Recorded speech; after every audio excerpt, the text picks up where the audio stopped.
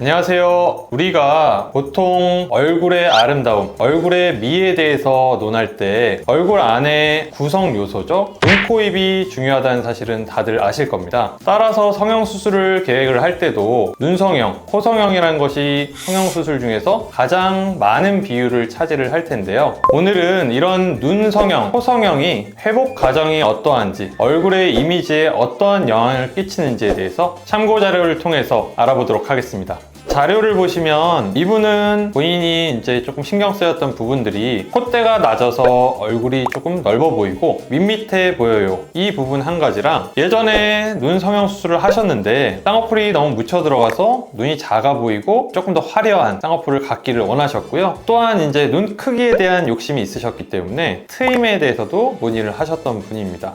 또 한 가지는 눈과 눈썹 사이가 좀 가깝기 때문에 답답한 느낌이 나고 쌍꺼풀을 더 키웠을 때는 더 가까워질 거기 때문에 이 부분에 대해서도 좀 시원한 느낌을 갖기를 원하셨던 분입니다. 수술 계획을 이분은 원하시는 게 눈이 좀 화려해지는 걸 원하셨기 때문에 예전에 수술 경력 때문에 매몰 수술로는 불가능하였고요. 절개로 하는 눈매 교정술을 통해서 아웃라인을 계획을 하였고요. 디미트임을 통해서 눈 크기를 확장하는 걸 계획을 하였습니다. 또한 눈썹과 눈 사이가 좀 가까운 느낌 때문에 답답한 느낌, 이마 거상술을 통해서 눈썹과 눈과의 거리를 늘려주는 수술을 계획을 하였고요. 코 같은 경우에는 당연히 밋밋하기 때문에 높이를 조금 높이는 쪽으로 계획을 할 텐데 사진을 보시면 코가 굉장히 작기 때문에 비중경 연고를 떼올 만한 이제 여지가 없기 때문에 기증받은 늑연고를 통해서 코끝 높이를 조절을 계획을 하셨고요. 콧대 같은 경우에는 실리콘 보형물을 통해서 높이를 조금 더 높일 걸 계획을 하였습니다. 자, 보신 것처럼 사전에 계획을 하시는 것이 중요할 텐데요. 그런 이유는 각 구성 요소들 간의 상호작용도 중요하기 때문에 본인이 인지 못했던 부분들에 대해서도 전문의와 이제 상의를 해보는 것이 중요한 부분이 될 것 같습니다. 짠!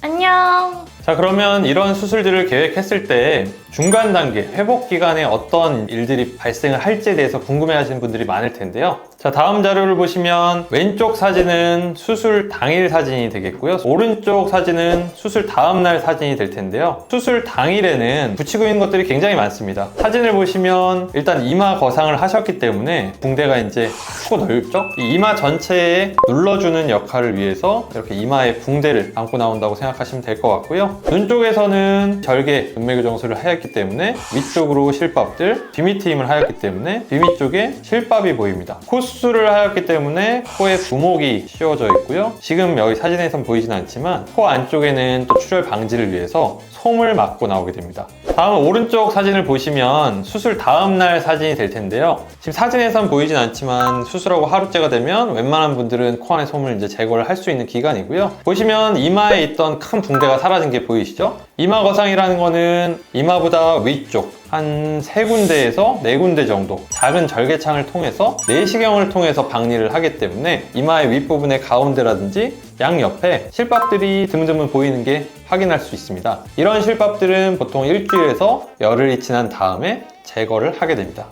자, 다음은 수술 후 7일차 사진과 수술 후 10일차 사진을 보여드릴 텐데요. 이 사진들을 보여드린 이유는 각종 실밥이라든지 부목 이런 치료 제재들이 좀 제거가 되는 날이기 때문에 설명을 좀 드리겠습니다. 일단 왼쪽 사진을 보시게 되면 수술 후 일주일째 사진인데요. 이때는 아직 코에 관련된 거라든지 이마 거상에 관련된 재료들은 제거가 아직 안 되었고요. 다만 눈 쪽은 조금 더 회복이 빠르기 때문에 눈 위쪽에 절개했던 실밥이라든지 뒤밑트임 때문에 뒤쪽에 있던 실밥 이 제거된 걸 확인을 할 수가 있겠고요.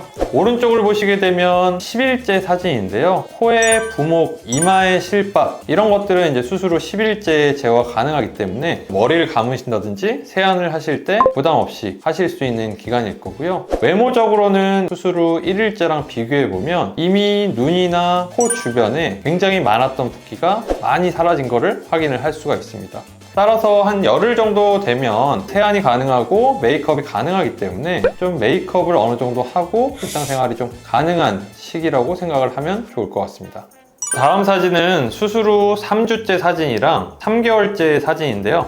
일단 왼쪽을 보시면 수술 후 3주째 사진이 될 텐데 3주째만 돼도 붓기가 이제 상당히 많이 빠지기 때문에 조금 더 자연스러운 모습을 볼 수가 있을 거고요. 다만 눈에서는 이런 잠붓기가 조금 더 오래가는 편이기 때문에 쌍꺼풀 라인이 조금 통통한 느낌 아직까지는 남아있는 걸 확인을 할 수가 있고요. 다음으로 오른쪽 사진을 보시면 수술 후 3개월째 사진인데요. 3개월째가 되면 거의 모든 수술이 붓기라든지 멍이라든지 뭐 흉터라든지 모든 과정이 거의 회복이 90% 이상 진행된 단계이기 때문에 어색한 느낌이라든지 큰 붓기라든지 전혀 확인을 할 수가 없습니다.